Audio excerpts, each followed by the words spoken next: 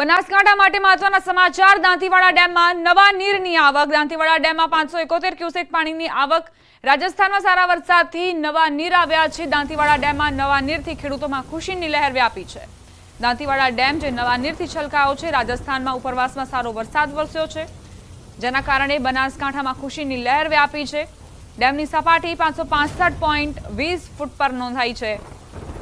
દાંતીવાડા ડેમમાં નવા નીરની આવક થતાં જ આસપાસના જે ખેડૂતો છે તેમને ફાયદો થશે।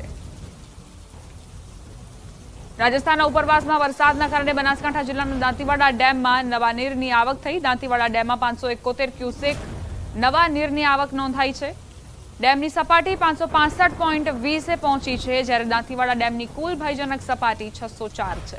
ઉપરવાસમાં વરસાદને લઈ બનાસ નદીમાં નવા નીરની આવક નોંધાઈ છે। દાંતીવાડા ડેમમાં નવા નીર આવતા ખેડૂતોમાં ખુશીની લહેર જોવા મળી। ડેમમાં નવા નીરની વધુ આવક નોંધાય તેવી ખેડૂતો આશા સેવી રહ્યા છે।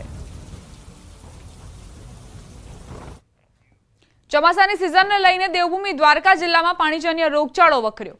જામખંભાળિયાની સિવિલ હોસ્પિટલ દર્દીઓથી ઉભરાઈ। વાયરલ બીમારીના કારણે દરરોજની 1000 ઓપીડી નોંધાઈ રહી છે। હોસ્પિટલમાં તાવ, ઝાડા, ઉલટી, મેલેરિયા સહિતના દર્દીઓમાં વધારો નોંધાઈ રહ્યો છે। હોસ્પિટલમાં હાલ વાયરલ બીમારીના દર્દીઓ મોટી સંખ્યામાં સારવાર લઈ રહ્યા છે।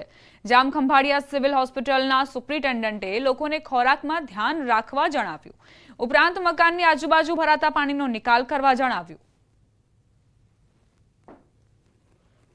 પહેલા કરતાં ઘણું બધું ઓછું છે। ઓપીડી 900 થી 1000 ની લગભગ રહે છે અને તાવના કેસો છે, પણ એમાં પોઝિટિવ કેસો 2 થી 3 જ અઠવાડિયામાં આવે છે।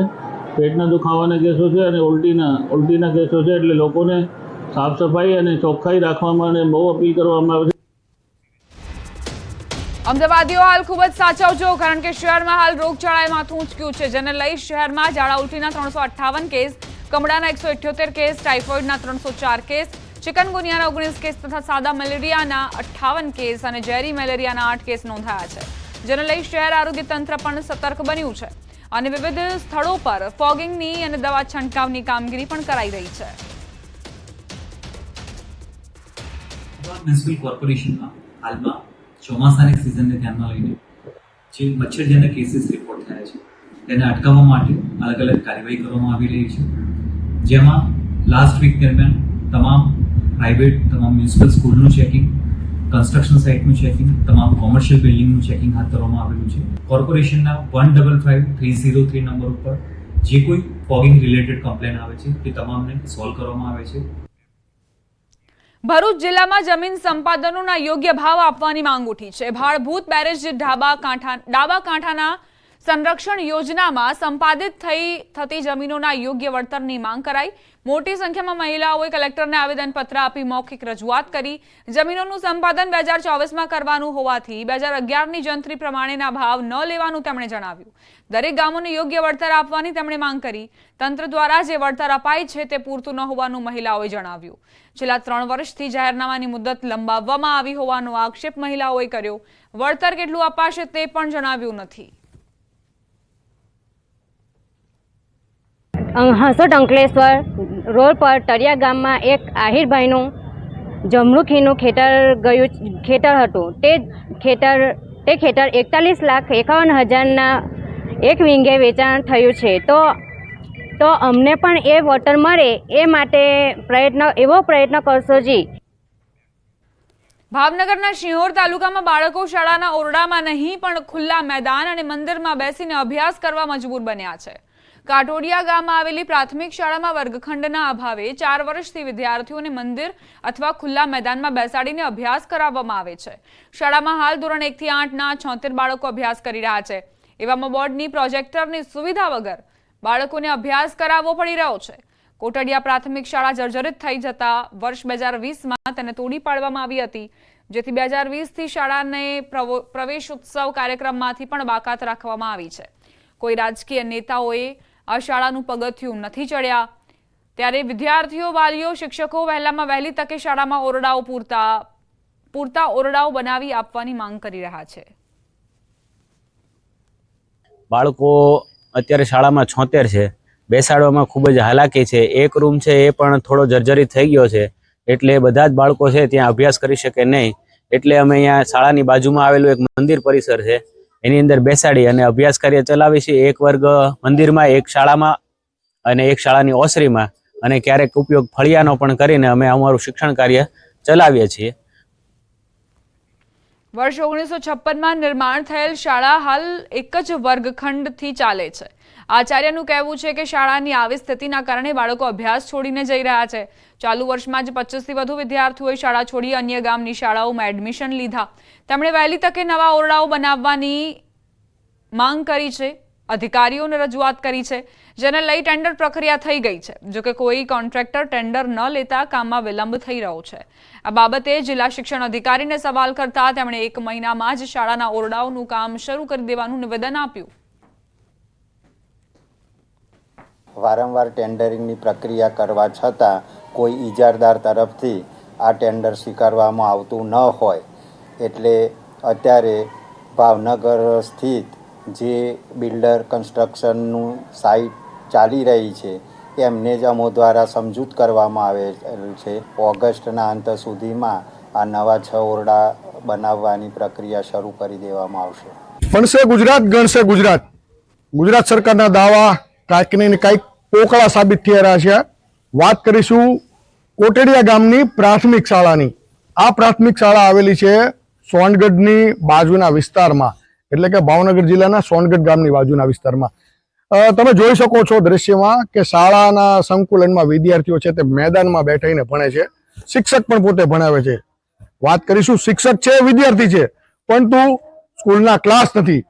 ત્યારે આ સ્કૂલમાં 75 થી વધુ વિદ્યાર્થીઓ છે અને ધોરણ 1 થી 8 ના વિદ્યાર્થીઓ છે ત્યાં અભ્યાસ કરી રહ્યા છે. આ શાળામાં એક રૂમમાં 1 થી 8 ધોરણના વિદ્યાર્થીઓ 2 પાળીમાં અભ્યાસ કરે છે. દ્રશ્યમાં તમે જોઈ શકો છો કે એક વિદ્યાર્થીઓ છે એક તરફ તે પોતે મેદાનમાં છે, ત્યારે બીજી તરફ એક જ રૂમમાં અન્ય વિદ્યાર્થીઓ છે. તે પણ જે ઓરડો છે તે જર્જરિત ઓરડો છે. દ્રશ્યમાં તમે જોઈ શકો છો કે જે કન્સ્ટ્રક્શન કામ છે તે આખું જર્જરિત કામ છે. એક ઓરડો છે જે ઓરડામાં કહી શકાય ઓફિસ કયો અથવા તો કોઈ સ્ટોર કયો અથવા તો વિદ્યાર્થીઓનો રૂમ કયો.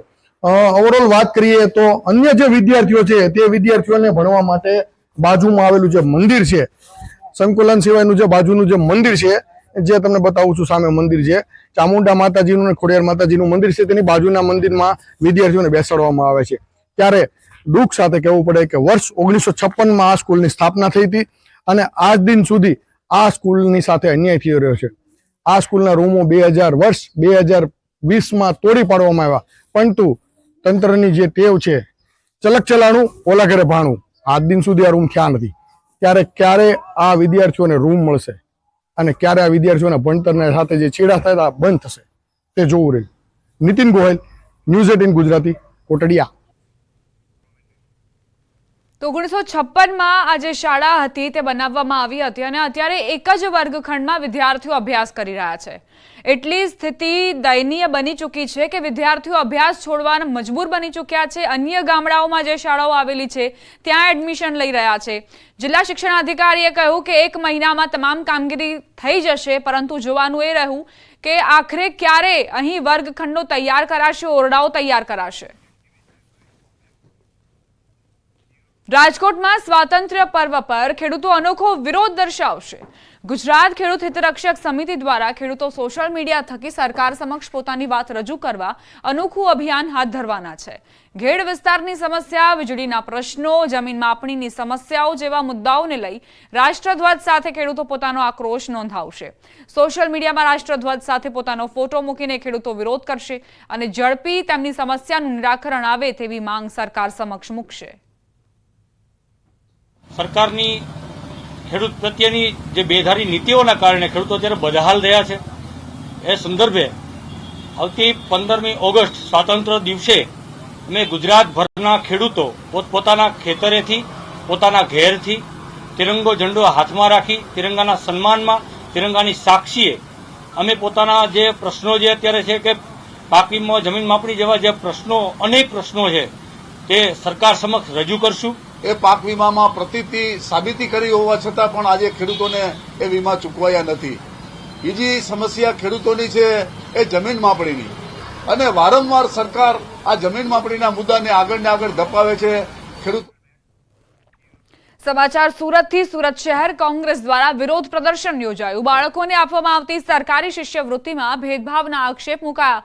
સુરતમાં ગુજરાત બહારના વિદ્યાર્થીઓને શિષ્યવૃત્તિ નહીં મળવાના નિર્ણયને કોંગ્રેસે વખોડ્યો. સરકાર દ્વારા શિષ્યવૃત્તિમાં અલગ નિયમો બનાવવામાં આવ્યાના આક્ષેપ મુકાયા. વિદ્યાર્થીઓને મળતી શિષ્યવૃત્તિને લઈને વાલીઓ દુવિધામાં મુકાયા છે.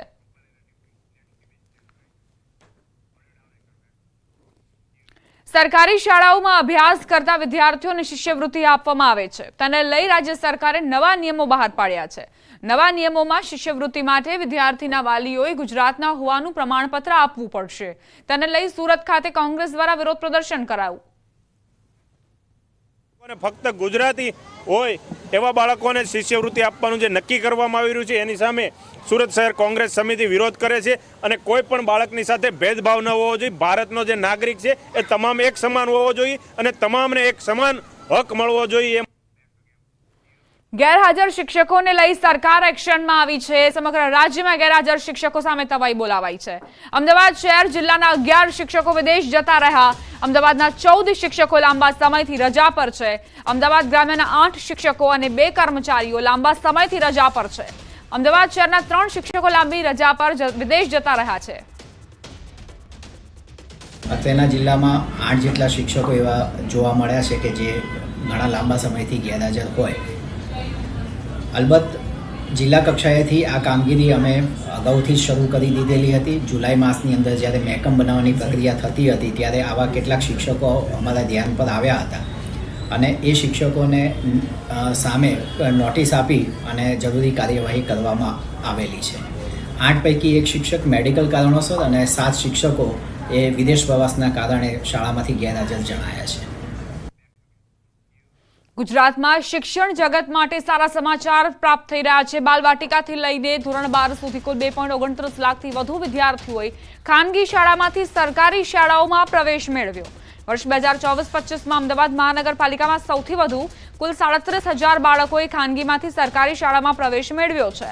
તો સરહદી જિલ્લા બનાસકાંઠામાં 10,000 કરતાં વધુ વિદ્યાર્થીઓએ ખાનગી શાળા છોડી સરકારી શાળાઓમાં પ્રવેશ મેળવ્યો છે. રાજકોટ કોંગ્રેસની ન્યાય યાત્રા મામલે સૌરાષ્ટ્ર ભાજપ પ્રવક્તા રાજુ ધ્રુવે કોંગ્રેસ પર પ્રહાર કર્યા. રાજકોટમાં ટીઆરપી ગેમ ઝોનની ઘટનાના પીડિતોને ન્યાય માટે કોંગ્રેસે તાજેતરમાં ન્યાય યાત્રા કાઢી હતી. આ બાબતે રાજુ ધ્રુવે કહ્યું, કોંગ્રેસે ન્યાય યાત્રા નહીં પ્રાયશ્ચિત યાત્રા કાઢવી જોઈએ. કોંગ્રેસે મધ્યપ્રદેશમાં ભોપાલમાં ગેસ કાંડ એમાં જે લોકો પીડિત પરિવારો હજી દુઃખી છે, કેટલા લોકોએ જીવ ગુમાવ્યા, આ પરિવારો માટે કોંગ્રેસે ન્યાયયાત્રા કાઢવી જોઈએ. ખરેખર તો કોંગ્રેસ ન્યાયયાત્રાનો શબ્દ વાપરી શકે એમ નથી. એમને તો પ્રાયશ્ચિત યાત્રા જ કાઢવી પડે. ઇટલીના રોમમાં અક્ષર પુરુષોત્તમ દર્શન અને આધ્યાત્મિક ઇકોલોજી વિષયક વિશિષ્ટ સત્રનું આયોજન થયું. 25મી વર્લ્ડ કોંગ્રેસ ઓફ ફિલોસોફીમાં સ્વામિનારાયણ અક્ષર પુરુષોત્તમ તત્વજ્ઞાનનું ઉષ્માભર્યું સ્વાગત કરવામાં આવ્યું. ભગવાન સ્વામિનારાયણના વૈદિક તત્વજ્ઞાનને અક્ષર પુરુષોત્તમ દર્શન તરીકે ઓળખવામાં આવે છે. બીએપીએસ સંસ્થાના વિદ્વાન મહોપાધ્યાય ભદ્રેશદાસ સ્વામીની અધ્યક્ષતામાં યુકે, યુએસએ અને ભારતના વિદ્વાનો દ્વારા અક્ષર પુરુષોત્તમ દર્શન અને આધ્યાત્મિક ઇકોલોજી વિષય વિશિષ્ટ સત્રનું આયોજન થયું. આ પરિષદનું આયોજન રોમની સેપિએન્ઝા યુનિવર્સિટીમાં કરવામાં આવ્યું હતું. જાપાનના ફિલોસોફિકલ એસોસિએશનના પ્રમુખ અને આગામી વર્લ્ડ કોંગ્રેસ ઓફ ફિલોસોફીના આયોજક પ્રોફેસર નોબુરુ નોટોમીએ 2028માં ટોક્યોમાં યોજાનારી 26મી વર્લ્ડ કોંગ્રેસ ઓફ ફિલોસોફીમાં અક્ષર પુરુષોત્તમ દર્શન રજૂ કરવા માટે ભદ્રેશ દાસ સ્વામીને આમંત્રણ આપ્યું. આ કોન્ફરન્સમાં 120 દેશોના 89 તત્વજ્ઞાન વિદ્યાશાખાઓના 5,000 કરતાં વધુ વિદ્વાનો અને વિદ્યાર્થીઓ ઉપસ્થિત રહ્યા.